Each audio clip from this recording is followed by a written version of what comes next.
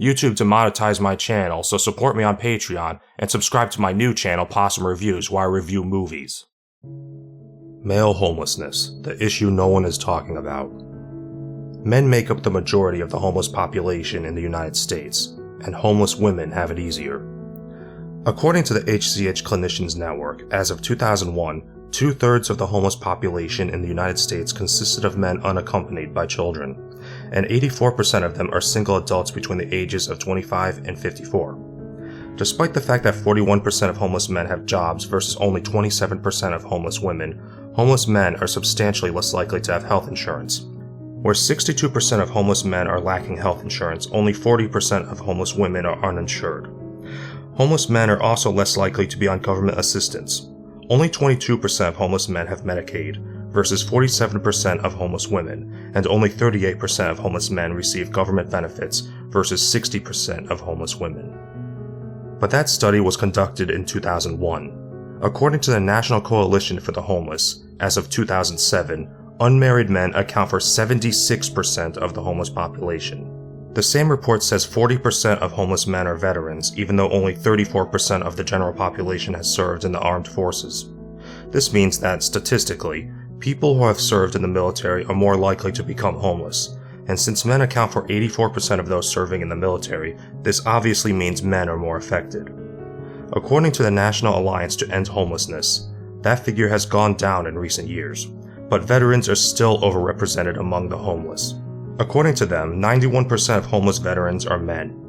Because veterans are likely to suffer from traumatic brain injuries, PTSD, or other mental illnesses, and drug dependency, many of them become unemployable once they leave the service. According to Pew Research Center, women are about twice as likely to be on food stamps than men are. This could be a symptom of women having lower average income than men, and thus needing them more, or it could be because the requirements for SNAP benefits are more lenient if you have children. And, as has already been established, homeless men are far less likely to be accompanied by children. In fact, those without children can't even qualify for temporary assistance for families and can only get SNAP benefits for 3 months out of every 3 years unless they're working at least part-time, which may not even be possible for homeless men suffering from disabilities or mental illness, which is the case with most homeless veterans. So if you're a single homeless man, you simply have fewer options than a homeless woman with kids. According to the National Center for Education Statistics, women of all age groups are more likely to receive public assistance. An article on Journalist Resource points out that more women than men are on food stamps, and like many other articles I've seen, their tone is that it's so terrible that so many women are dependent on these welfare systems. But all of them ignore the fact that men aren't receiving these benefits as much as women, despite the fact that men make up the majority of the homeless population, and this suggests to me that there are more men in need of these welfare systems, but are being denied access to them. There's also a general assumption that any man who ends up homeless somehow deserves to be. Peter Marin of the Alicia Peterson Foundation summarizes the situation rather succinctly in his article, Abandoning Men, Jill Gets Welfare, Jack Becomes Homeless. To put it simply, men are neither supposed to nor allowed to be dependent. They are expected to take care of others and themselves, and when they cannot or will not do it, then the assumption at the heart of the culture is that they are somehow less than men and therefore unworthy of help. An irony asserts itself. By being in need of help, men forfeit the right to it.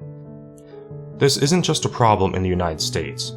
In the United Kingdom, 71% of the homeless population is male, and those homeless men are also substantially more likely to be addicted to drugs and to suffer from mental health problems than homeless women. Despite this, the issues surrounding male homelessness get little to no public attention.